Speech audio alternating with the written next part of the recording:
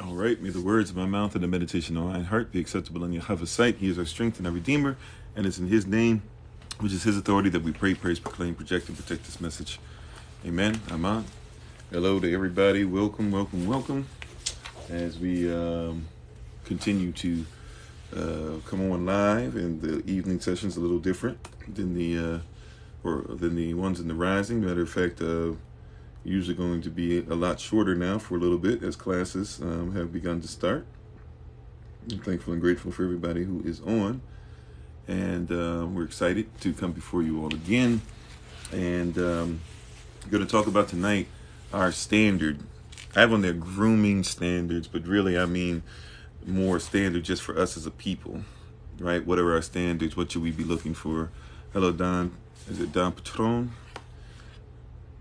How you doing?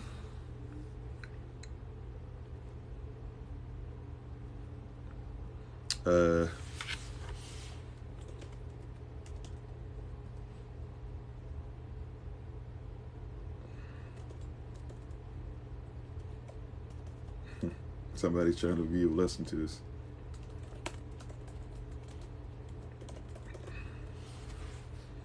Amen.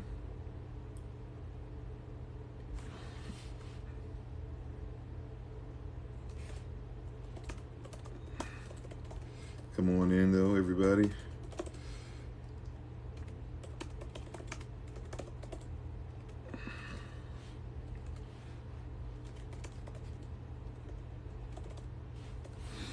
Alrighty. So, but thank you for being on, get ready for class. So we will not be on extremely long tonight. However, shalom to everybody. Welcome.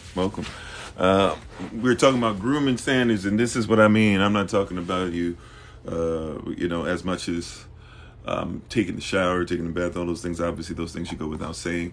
I am speaking more so tonight of how do we look at ourselves as a people? What is our standard, right? This comes from a lot of people who are constantly, consistently blasting me with stuff like,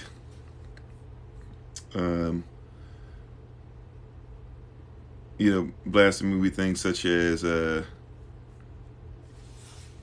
why is your hair, I can't listen to you because your hair doesn't look like this, that, dealing with, people telling us constantly, consistently that our sisters don't look the part, seeing young black men saying why it is that they have to be with black women, young black women saying that they're done with black men, the list goes on and on and on and on and on and on. So many different things. And so, wanted to kind of talk about those things. And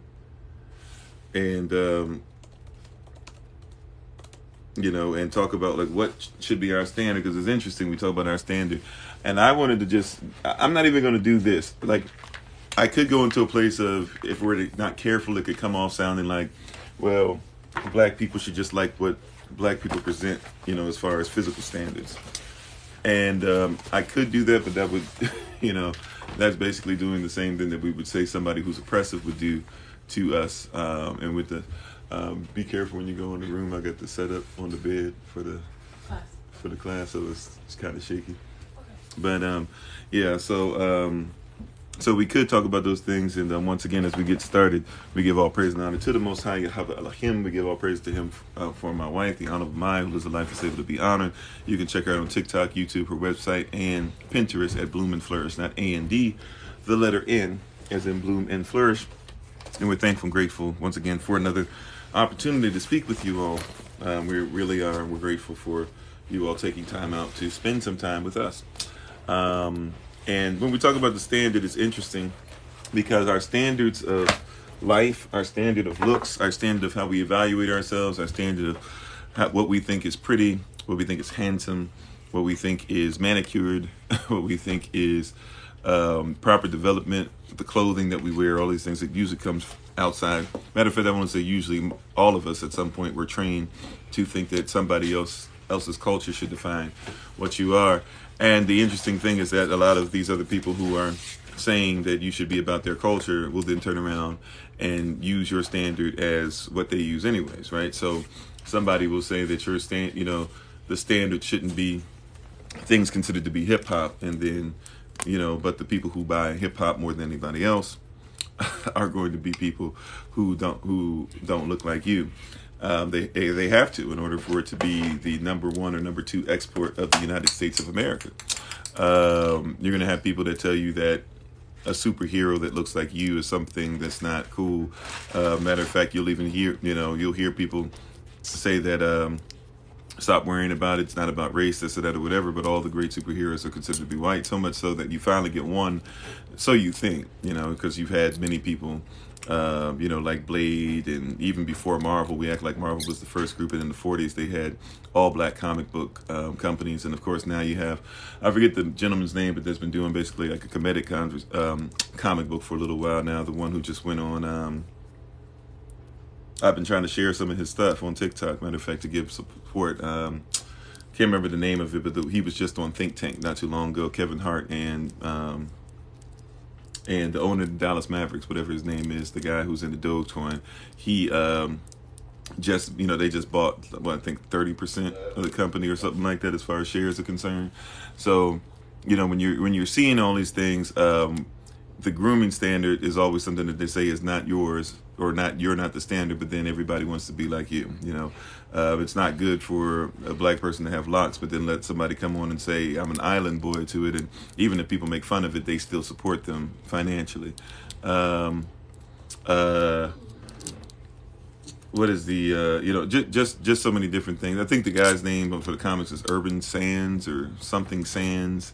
Entertainment or something like that, or the name of his comic books and the name of those things going on. So it's a constant and consistent thing where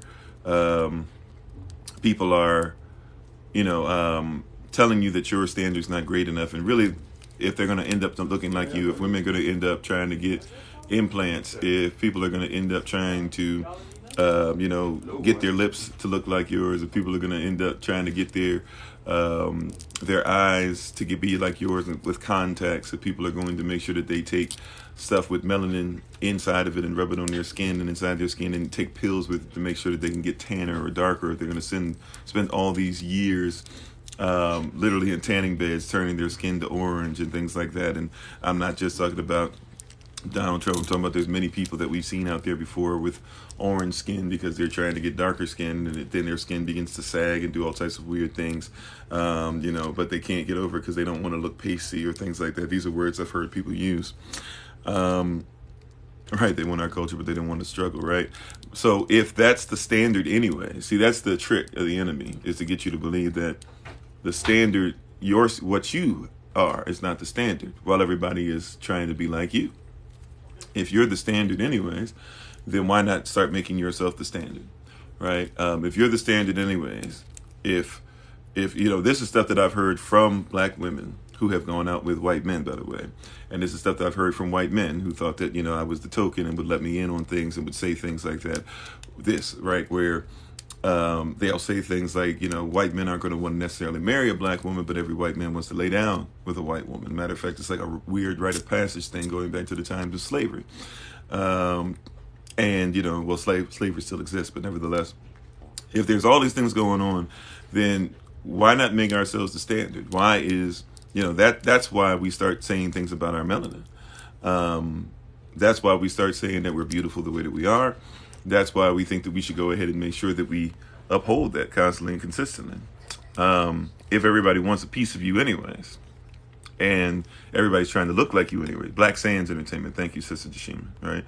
And so if everybody wants to look like you anyway, be like you anyways, act like you anyways. Yes, I am ready for class, Minister Tamara, thank you. If everybody's going to act like you anyways, matter of fact, we put a little heads up for those taking basic Hebrew. I put a little bit of a head start. If you're on Patreon, you can go on there and look up. I gave you a little head start as far as some of the stuff we'll be going over tomorrow. I think I broke the code finally. I've been working diligently to make sure that we actually sound like our culture when we speak, and we're not sounding like modern Hebrew while writing out Paleo Hebrew and just doing the same thing. So I think we finally got a little system going. So I put a little picture up for you guys today. If you're on Patreon, you can go look that up. I would suggest do that. I take great pride in that. It's something that's been racking my brain, and I think up until about noon or 1 o'clock p.m. today, I still was trying to I was still trying to, figure some of those things out, but I think we're great now. Like, as far as the words, I'm good with that. But as far as the writing, making sure it's coded correctly, making sure it's something that we can attach to ancient times, and some things that are probably going to upset and frustrate some people that are going to teach it a different way, but being okay with it enough to where I feel like I could defend it and we can defend it within ourselves. So go check that out when you get a chance. That's on Patreon for you guys. And thank you to the patrons once again who joined on there from Patreon. However, once again, if you're going to be the standard, anyways, if everybody's going to try to look like you, think about it. The big dresses, we didn't even think about it growing up. But when you saw Cinderella, right, and you saw the dress she was wearing, that was literally, and you saw the bust that was done there where the stepsisters and her were supposed to look like they had these huge behinds. We didn't think about it, right? And they were supposed to have this bust. Well, they were copying off of your people, right? That was their way of doing plastic surgery back then. They didn't have somebody, thank you, Minister Tamara. They didn't have anybody, inserting stuff through a needle into you, right? But they did have people who were making sure that they were making things to make you look like a black woman, while having black women in masks and in museums and making fun of them and having masks on their faces because they were considered to be too pretty, literally. Right? There was, and matter of fact, if you want proof, there, you go back, I don't even know if it's a year, maybe 2 years ago at the most, where there was a company that came out with the mask of, is it Sarah Bartman? Am I saying the right name? That was her name given when they changed her name from her actual name. If they're going to have, right, and now they're trying to put her on a shirt. If you're going to be the standard, then you might as well be the standard, right? If people are trying to make sure that they get their hair to do what yours does naturally, then you might as well just let your hair go natural.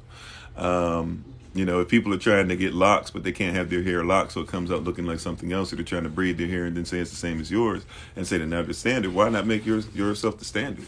Why do your grooming standards, why do the clothes that you wear have to be secondary? The only reason why is because you're trying to work for somebody else. That's why we're trying to make sure we get ourselves. Yeah, they named the auditorium for her. Okay, I didn't know that part, but I did know a lot of stuff about her, right? If you're the standard, if they're always looking at you anyways, right? Who's the first person to wear the nose ring? It's you, right? But you think of that as Gothic if you're not careful.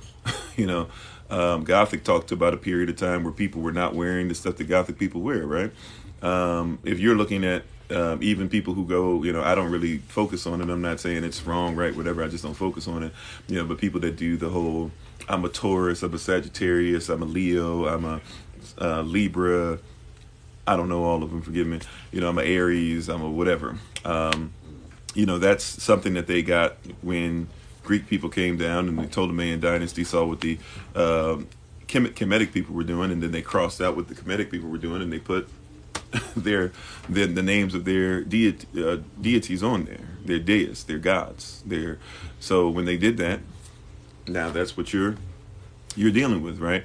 And by the way, the Kemetic people did the same thing to the people of Kush too. So, but nevertheless, like if that's what they're doing, is just trying to cross out and put their names on stuff. If you're the standard, then you're the standard. It brings us to Scripture, Revelation 2:9. There are people that say that they are you, and they're not. They say something's wrong with you, but they want to be you, and they're not. They are actually, when you do that to somebody, they are considered to be the synagogue of Satan. Why? Because only a devil, and the word devil literally means devalue, right? The one who devalues. If we could break it down to like a real simple place, a devil is one who devalues your life, your energy, your time, your talent, your effort, your charisma, who you are, your sex, whatever, right? It's somebody who devalues you. That's why when we talk about things culturally, or we talk about skin color, if we talk about sexuality, if we talk about the way you look, if we talk about the fact that you might be naturally heavyset and everybody's going to make fun of you because of it, that is actually very demonic. And it's actually something that somebody can't help, because who somebody is sacred, right? So basically whoever somebody is basically sacred. So if you're going to try and devalue somebody, then you're dealing with something that's sacred. That means that you're dealing with you're a devil. You're a monster. You're monstrous. They would call human beings nowadays, according to the Black's Law Dictionary, monstrous, right? Monsters and devils. But because you take away the value, if you realize you're an actual human being, you're monstrous to the system. But a basic way of just thinking about the way devil is one who devalues. That's why people in the early 1900s started using the term devils. Not just black Muslims. A lot of people think they were the only ones, but people called other people devils. And they were calling them that because they were saying, you devalue your life. You destroy everything we're about. You know? And so, all that being said, if you're the standard anyways, at the end of the day, if people are going to argue about who you are anyways, while then telling you that they're going to take everything. So they're going to tell you can't dress the way you dress at work, but then they're going to dress like you outside of work. Right? And then they're going to say, well, it's professional, but then they don't have to be as professional as you are. You got to, what's that old saying? You got to work twice as hard to get half as much. You know, these are terms that no matter where you are in the world, if you consider to be black, you know, those are things that like we carry, we say, you know, you got to leave an area, you got to leave it better than where you found it. So you got all these people, including myself for the longest time, where you went to a hotel and you leave trying to make the bed look better than what it did when you came up there. The hotel people didn't take care of the room, but you got there and when you left, you were trying to make it look better, even though people get paid to do that. And why not let them get paid to do that? And if they do an awesome job or whatever, you know, leave them a tip, right? To be a blessing to them. Shalom, Sister Shantae, how you doing? Right? So like, we have all these people talking all these things, speaking on law, acting like things should be in place or whatever, and not able to be in position, right? Because we're devaluing ourselves. We've gotten so in touch with devils. I'm not saying all white people are devils, right? But I'm saying anybody who devalues you or causes you to devalue yourself, condemn yourself, that would be a devil. So there are black devils, so to speak. There are white devils, so to speak, right? So catch what I'm saying before somebody, oh wow, I can't believe it. Oh, wow, thank you, Katie. I appreciate that.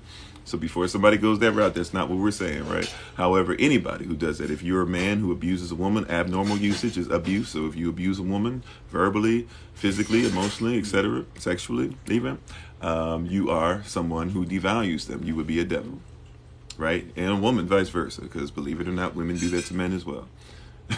Right? Amen. Thank you, Brother Terrence. So we might as well stop dealing with devils or listening to devils and start believing that thank you very much again, Katie. We might as well start believing, you know what, we have something amazing to bring, because this is something that we talked about before, and it's something that really hit home for me a little while ago, that people don't rob poor people. People don't rob poor people. If you were really poor, if you really had nothing to offer, if you really weren't, beautiful, if you really weren't quite handsome, if you really were not great in what you had as far as value to bring. Hey, babe, my wife is on the Honorable Mind. Once again, you could check her out at BloomNFlourish, not A-N-D, but the letter N, BloomNFlourish. You know, so if you didn't have all these things to bring to the table, and if you weren't truly great, nobody would try to steal from you. Right? Matter of fact, they stole from you so much they came up with an idea or a saying. They said that, what is it? Thievery or stealing or robbing somebody or taking from somebody, copying somebody is the sincerest form of flattery, right? That's their way of saying that, you know, while we're taking from you and telling you can't do it, we're going to take from you, we're going to package it, we're going to sell it. Matter of fact, we're going to tell you for a generation you can't do it, then we're going to bring it back to your generation and sell it to you as if we came up with it in the first place. But that's just the sincerest form of flattery, you know? We only do it because we like you, which in a sense is a perverted sense, but we only do it because we like you, you know. So we really do like what you bring, but like somebody said, we like you, but we don't like your struggle, right? We like making you struggle because you give up who you are. When you give up who you are, we'll take that and we'll take it on, you know. Think of the greatest foods that exist for real. The foods that everybody loves to go to the restaurant and get now, they're all struggle foods if you think about it. I'm sorry, priest. You said I love what you said about sharing vision by showing instead of talking about it. Amen. Yeah. You know, you got to show it, right? You know, but people do that quite often. You know, think about the best food. I'll start off. You know, Vietnamese dish. My family eats it quite a bit, called pho. Pho back in the day was something that poor people ate because they needed to survive. If you had pho before, PHO, pho is a struggle food.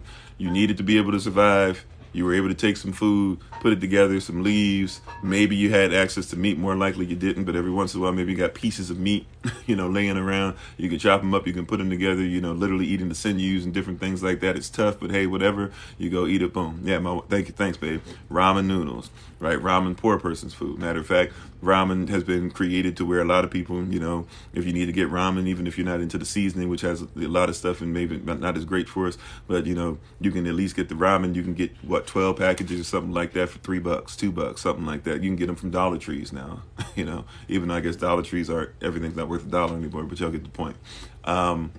You can do all types of stuff, but soul food.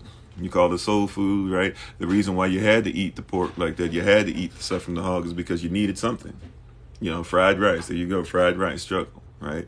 Matter of fact, people who were eating a lot of, putting a lot of cane sugar and stuff. Well, cane sugar was something that was abundant, and actually cane sugar is notoriously hard not to grow, but to actually, to get ready to eat and to harvest, especially at the way that they started using chattel slavery to do. That's why with sugar plantations, Willie Lynch, where he's from, that's, or not where he's from, but where he, got his slave stuff together and started teaching others from, that's one of the harshest places of chattel slavery. If you look at places like that, look at Haiti, Dominican Republic, Cuba, all these different places, right? That's what made France their money. Ever since then, France technically, financially, is like a third world country. France still gets reparations from countries that they let go of slavery from, believe it or not, right? You said you considered investing in shares of the Dollar Tree. I thought about, if people are going to keep going there, all it takes, is people to keep going there. And they don't look like they're slowing down anytime soon, so it's not a bad thing to invest in. Matter of fact, you kind of, you might be right. You might need to do some research on that. Right? But long story short, if we're going to be the standard anyways, if you're going to be the standard, if people are going to tell you that you're a bad person because you're trying to stand up for yourself, then come to find out they're going to be standing up for themselves too. If people are going to say it's a bad thing for you to be able to wear the clothes that you wear, and then all of a sudden you stop wearing them, and then they start wearing clothes that are similar because you ain't wearing them anymore. It's $1.25 now. Okay, I didn't know what it went up to. Nevertheless, though, whatever it is, if we're going to be the standard, we might as well look at that standard as powerful.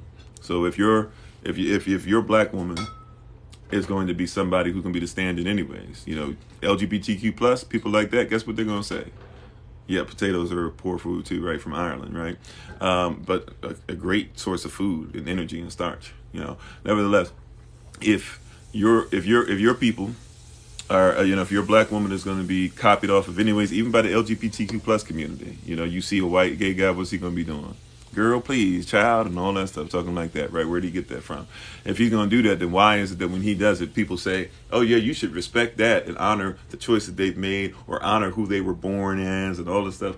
But then when your black woman does it, we say, oh, she got an attitude. If it's okay for the white man to do it, then it should be okay for the black woman to do it if he got it from her in the first place, right? Just sensical common sense, right?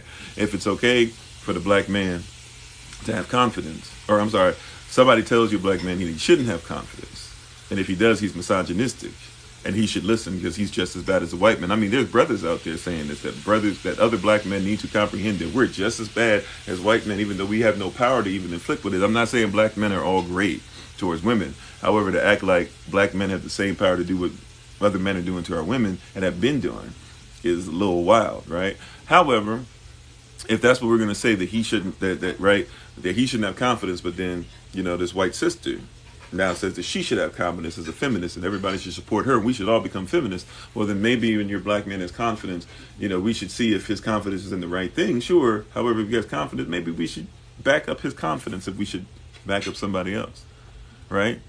That's all I'm saying. If somebody says that, somebody who believes, I talked about this a little bit on Patreon today. If somebody's saying that if I believe in being that my sexuality and I don't have to accept the norms of society, which is really just saying I don't want to accept how you have made me, but nevertheless, I don't want to accept the norms of society that they put on gender roles and stuff, because that's part of the patriarchy, all these terms that they put together that don't even make sense to put together. And it's like, okay, well, if that's what you're saying, okay, cool. Well, how about this? I should be okay to have pride in who I am and my standard of grooming, right? And therefore I should be a strong male, and that should be all right. Oh, amen. Cool. You saw it. Yeah, great. So we should be okay, right? The argument of now versus civil rights. This argument of now versus civil rights. Okay, user 221. I don't know what you mean exactly. And I talk about a lot of different things, so I'm not trying to come against you. I just literally don't know which part you're talking about. Hey, Ambessa, how you doing? Oh yeah, the definition of toxic, right? So if I'm masculine, I'm toxic. I'm 6'5.5". I'm a male. What am I supposed to do? Is there anything I can do that's not toxic? I mean, am I supposed to try and lift up my voice? Is it better that and this is the interesting thing. So it's okay to support, the black artists, the people who are rap artists today and stuff like that, they're too toxic, but Michael Jackson and Prince, I mean, they're a little easier to follow, aren't they? And I'm not saying they aren't talented. I'm not saying, by the way, that they were homosexual, because if you look at both of them behind the scenes, you learn about them, you realize they aren't. But if you do some research on them, you'll find out that they aren't. Matter of fact, some of them now are trying to say that they're they're misogynist, or they're misogynist now, because they've come out and find out things Michael Jackson used to say about women that were out there when he was scoping out, because women were throwing themselves at him, right? So if you do some research, you'll find out that Michael Jackson and Prince aren't exactly who they were portrayed to be. However, at the end of the day, we have to get to a place to where people are going to say that, but what was that? I'm sorry, but they would support Michael Jackson and Prince. That's where I was going. So as long as they were feminine, they did it on purpose, right? Michael Jackson kind of ended up on some drug usage through chemical drugs, through prescription drugs. But it's okay if you're Prince.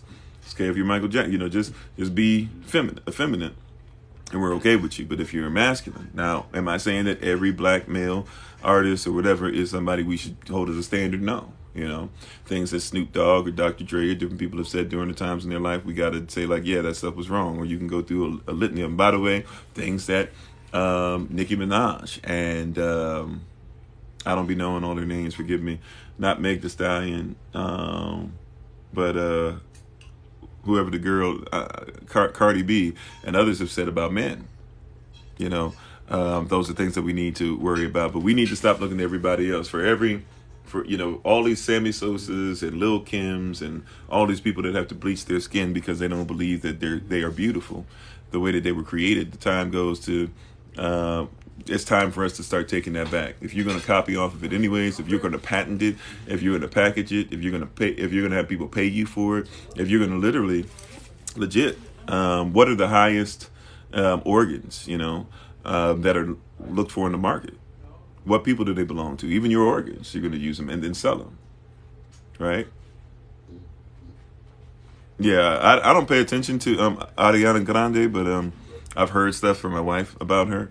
So yeah, and it seems like more of the same colorism in that case, but more of the same, and of messing up of standards. He said it's sad to see how far they're going with bleaching down in Jamaica. Oh yeah, Jamaica, that's been for a while, and a lot of African places it's hit for a while. But look at what apartheid and chattel slavery does, and England being there, and still technically England is still over Jamaica. A lot of people don't recognize that England is still technically over Jamaica. Like you have to ask England for permission to own land in Jamaica. So if everybody's become our standard, and this is the thing that often bothers me too. I got to get ready to take my leave because we got to get ready for class, and I got to make sure that everybody gets the link sent out to them and that we're fully prepared to go into class in a little bit. Real talk, though, one of the things that's always interesting to me, you'll hear this discussion that says, well, black people are in charge of stuff now. Like somebody tried to hit me on TikTok with something one time, a long time ago, be like, well, there's a school in our neighborhood and the mayor is black, and the school and the principal's black, and the students are all black, the parents are black, most of and they're dealing with a bunch of stuff. Well, they're black people over that, so obviously they're not doing that well. And it comes from this place once again of trying to take your stuff from you, like not realizing that it was you who left it that way. Because before you came here, our culture was fine. You came here and you told us we were nothing and stripped us of our culture. You left us with only pieces of your culture because we couldn't learn it too much. Because if you know somebody else's language and how they act, you can be in their system and yet not be of it, right? That's Willie Lynch that taught that, by the way, not me. So you look at that, And it's like, okay, well, you're not going to talk about the fact, like, let's look at these nations. Are you going to be honest about the fact that South Africa is still dealing with stuff to where white people still own like 80-90% of the land, but 95% plus of the people are black? And they still haven't, and you took away education, you made them stupid, and then you basically like left them and said, okay, now you're uneducated, you don't even know where you come from, try and figure it out for yourself, while still having to pay us like money back because we left. So you can't even make money, not just because you don't have anything there, not just because we're going to also put trading embargoes and different things on you, but we're also, and work with other countries to make sure that you can't get that together. Right? What about, and you know, you can look at Kemet. Kemet's not even, the people of Kemet don't even have the right to be over Kemet. They're Egyptian people that are over Kemet. There's a difference. You know, look at people who say that they are Moors. We know who the Moors were, yet the people of Morocco will try to tell you that the Moors are actually not the people of Morocco. You know, look at Ethiopia. Ethiopia is, for the most part, has been able to stay away from colonization, but don't let anybody fool you, because Marxism and stuff was what allowed them to even make sure that they got rid of Haile Selassie, and they got paid off to do that. What about the people who got rid of Kwame Nkrumah? And then it was after he died that people realized they should have listened to him. That's Ghana. You know, we can keep, the list goes on and on. You know, what about, I'm about to mess his name up. Is it FindKofi? No, FindKofi is the name of the, I can't remember the brother's name, but he was killed off by his friend. Right, and they pulled out of Haiti and then left everybody without anything. You know, then they gave you Papa Doc and Baby Doc and gave him power. You know, Castro. When everybody talks about Fidel Castro, with the help of others, by the way, he wasn't by himself at first. They fought for independence. Once they got independence out of tyranny, they were under tyranny. Right? Guess what Fidel had to do? Fidel Castro at first, he went to America. He went to America first. Right? And he said, hey, can you guys help us? And America said, oh, no, we're not really trying to, you know, help you right now. We want, you know, we wanted you to lose, and we wanted to support the other government. So then Fidel said, okay, you won't help me out? Are there any other takers? Right here. Right? So Fidel says, hey, I came to you first, America. You had dibs. You don't want to help us out. All right, Russia, communism, here we go. And then Russia, white nation, left Cuba hanging when America said, hey, if you mess around with us and put these nukes over here, not only are we going to mess up Cuba, we're going to come and shoot nukes at you. Russia said, okay, cool. Hey, y'all colored people over there, y'all got to deal with your own stuff that we created and told you we support, and then we left you alone. So Fidel Castro, I'm not saying he did everything in a righteous manner, but Fidel Castro was like, okay, fine. Well, I got people that are spying here. We got white versus black over here. That's another thing they don't talk about, is a lot of people who left Cuba and stuff. They're not all dark-skinned people. A lot of white people in Cuba didn't like the fact that they had to come down on the same level as black people. That's part of the fight. And the same Fidel Castro, they talk bad about it. Africans love Fidel Castro because Fidel Castro was sending his troops over there to die. There's Cuban blood spilled all over Africa because they were fighting for Africans. That's why when they asked Nelson Mandela, or who we call Mandela, when they asked him about it, they tried to be like, why are you supporting Fidel Castro? Why are you supporting Gaddafi? And why are you supporting all these people? They were trying to list all these people that weren't trying to be in Democrats like them. Guess what Fidel said? Guess what Mandela said? Mandela said, well, what you make the mistake of, and he said this in front of everybody. He said this in front of Jesse Jackson. Jesse Jackson was dumbfounded. He was quiet because he thought, you know, Mandela was going to be on track. By the way, there's arguments even about Mandela too in South Africa. He's not all the way loved either, but we'll leave that for another time. But basically, when you look at his answer was, well, it's, you make the mistake of believing that who are your enemies should be our enemies, and who your allies are should be our allies. He was making it very clear. Like, just because you're anti-Fidel doesn't mean that Fidel wasn't over here helping us. You know, look at what happened with the Republic of Congo. You know, what happened with the Republic of Congo, Lumumba. How he was killed off by his own people who were paid off by people from Belgium. And we'll look at what Belgium did. Leopold the First, the Second, and the Third.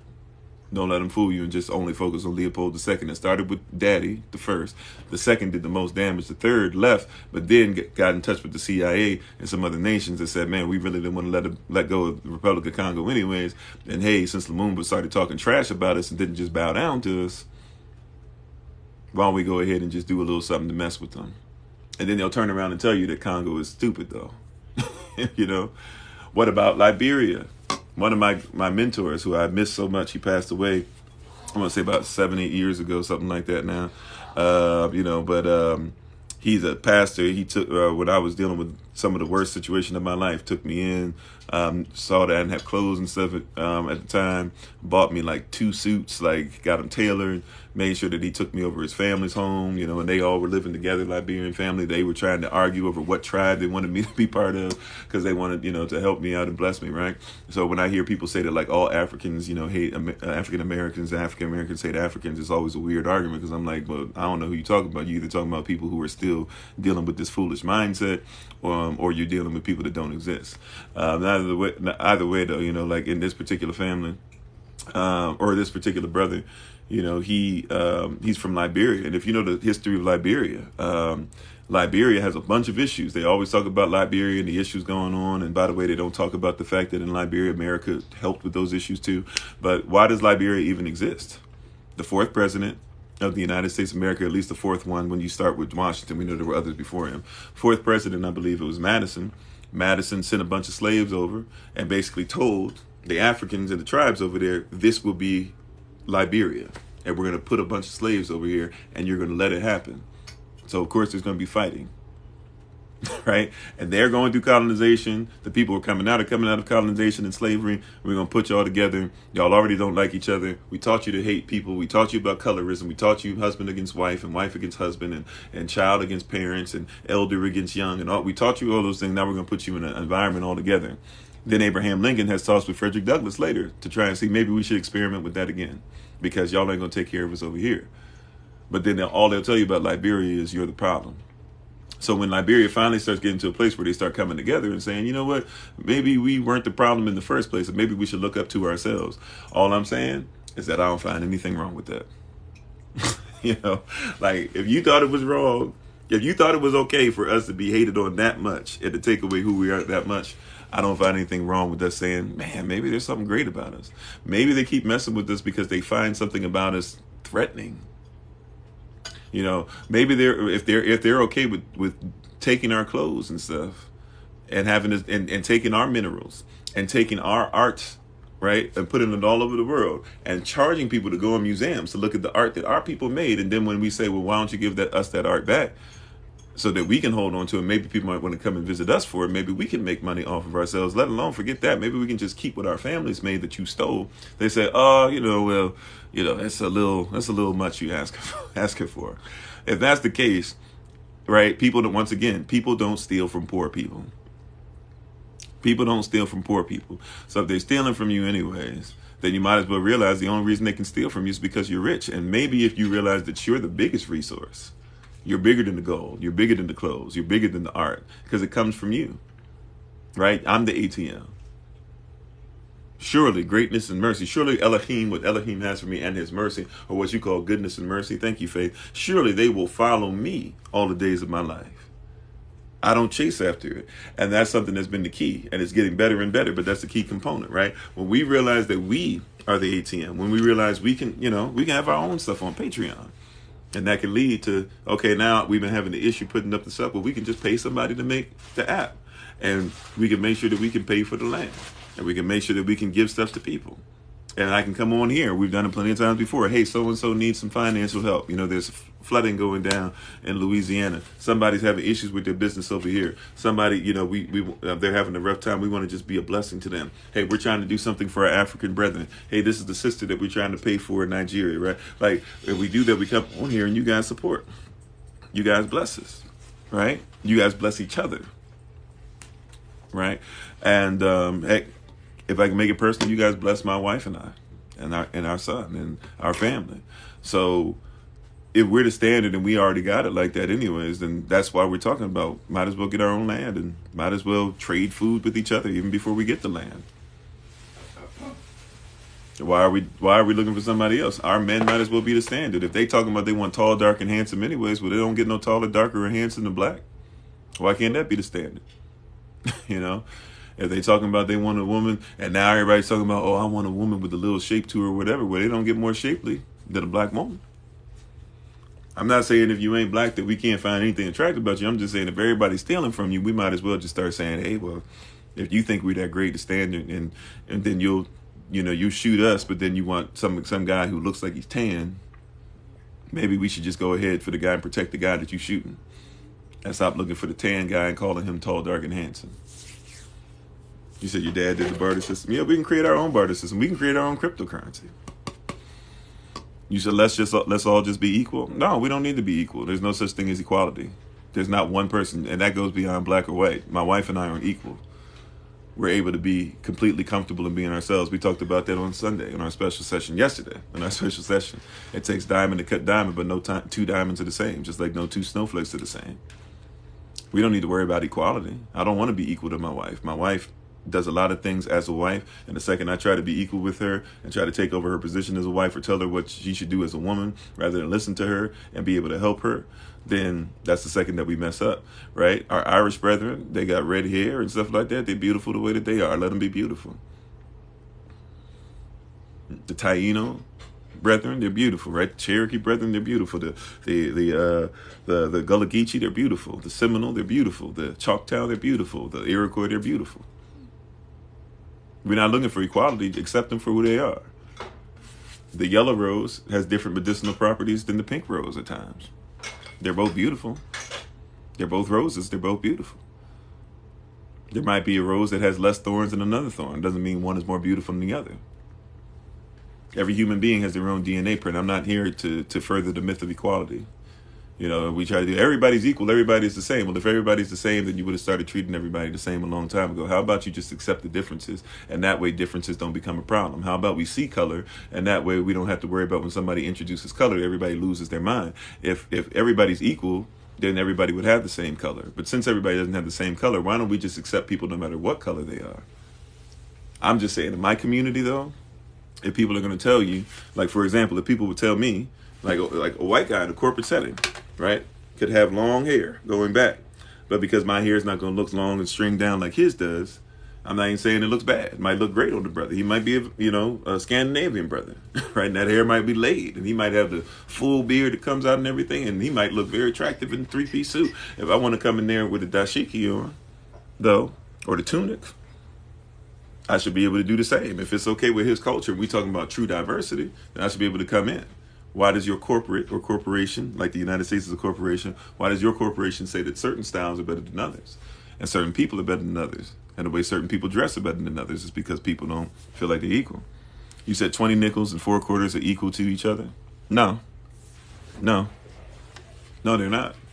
You want to know why that is? Because even currency is just based off an agreement. So you could give somebody 20 nickels or 4 quarters or $1 for something, they might say there's this, but if I say that I want more of something for the value because I think that the value is different for me, I have a right as the person who's giving out the product or selling the product or trading with you to say what it is that I want. And by the way, when you give 20 nickels, the nickels aren't all going to be the same nickel. Depending on when they were made, they won't even have the same amount of nickel in them, correct? So once again, just because somebody's using it in a similar fashion doesn't make it equal. And once again, I'm not likening myself or my brethren or even you to a nickel. Why would you put yourself down to a nickel or a quarter? A nickel doesn't have a fingerprint. You have a fingerprint that nobody else, including a nickel, no thing else has ever had your fingerprint. So why would you try to make yourself equal to a nickel? A nickel ain't great enough to be me. I'm not worth 5 cents or 20 nickels. Matter of fact, I'm not worth an infinite amount of nickels because a life, there's no amount of currency or silver or gold or anything that's worth an amount of life. That's why slavery is foolish no matter what culture is having slavery or having slaves. Right? A nickel can't contain a soul or a spirit. I can, though. Matter of fact, I don't contain it. I am it.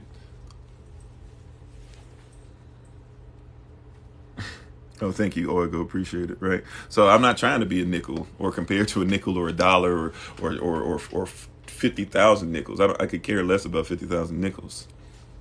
Matter of fact, if you want something that's more valuable than like a nickel's not as valuable as land. You could buy a land for a million nickels, and guess what? The land would still be more valuable. It's not equal. You're just doing a trade. Equality is a myth. The second that you realize equality is a myth, you'll actually start having to deal with the fact that there are 20 different nickels. So that means that there's 20 different nickels. If there's quarters, a quarter is different than a nickel. So you still wouldn't be talking about the same thing. You know, if we stop trying to do the myth thing and stop trying to make the spiritual so mystical, we can get down to the practical. And practically speaking, there's no such thing as equality. The second that we realize that people aren't equal, that we need to treat people as individual people who are in a society and use the society to give life to the individuals. Once we realize that, we don't have to have these conversations anymore. That's the reason why people say they don't see color, because it means that I don't have to see what makes you an individual. But if you can't see color, then you blind as a bat, and I don't need you to see anything else about me anyways. There are blind people that realize that black people should be treated a certain way and white people should be treated a certain way, not because in a negative fashion, that they should be honored. There are people who've never seen out of their eyes before and say, man, I have respect and I like the way the black people's hair grow when they feel on it for the first time or something like that. People who have sight and can't see, that's a problem, right? I don't want to drive with somebody that can't see color. And if you can see color when you're driving, then you're a liar. Because then you're saying that you can't see color. What you're trying to say is, I want to ignore something that's hard for me to deal with because it doesn't make me feel equal. Well, just because we don't feel equal, or just because I'm saying respect my locks, doesn't mean I'm saying disrespect your hair. Right? You see what I'm saying? It's a different argument. We've been taught to argue stuff that doesn't matter. Anyway, so that being said, I'm going to go ahead and take my leave. Thank you all for being on so much. I appreciate the king and queen in each and every one of you, even if you're not living inside the kingdom of queendom yet. We appreciate the potential king and queen in each and every one of you. I'm going to get ready to jump on for class. So those of you who are taking Hebrew characters with us on this evening, we look forward to seeing you in a little bit. And those of you who are going to take the rest of the classes later on this week, we look forward to you being on. Patreon members, don't forget we have the stuff loaded up. If you want to join the Patreon and be a patron, just go look up. Go to Patreon, Patreon, and just look up my name, Kofi Ofori, without the underscore or the number 3. Thank you, Brother Clem. Thank you for all the love all you guys have been giving. Thank you for the shares, the likes, all that great stuff. We appreciate you. And we'll see you tomorrow in the rising, 8 o'clock a.m. Eastern New York time. We finished talking about the Song of Moses yesterday, today, excuse me. So now tomorrow we'll start getting into chapter 15 some more and go a little deeper. Until then, as always, we appreciate you. Please support my wife once again, the Honorable BloomNFlourish, not A-N-D, but the letter N, BloomNFlourish. And we hope that you have not just hear this message, but think about it. Think about it, meditate on it, pray about it, so you can do it. We want execution. Last year we were transitioning from last year, where we are pursuing the promises of the Most High, to this year we want to start living inside of those things which we pursued.